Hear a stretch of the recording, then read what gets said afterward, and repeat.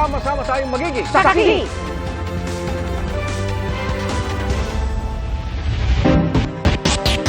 Higan, bago sa saksi, nauwi sa engkwentro ang paghahain ng warrant of arrest laban sa mga miyembro umano ng isang criminal gang. Nangyari po yan sa Santa Margarita, Samar. Nagkabarilan na magtungo sa barangay Mahayag ang ilang miyembro ng Samar Provincial Mobile Force at Regional Mobile Force para maghain ng warrant laban sa mga miyembro ng umano Ampowan Criminal Gang. 3 sa mga pulis ang nasawi habang sugatan ng 4 na iba pa. Iniutos na ang pagpapatupad ng mga checkpoints sa lugar. Ilang residente naman ang pansamantalang lumikas sa covered court ng bayan. Wala pang impormasyon kung may nasugatan sa hanay ng mga suspect.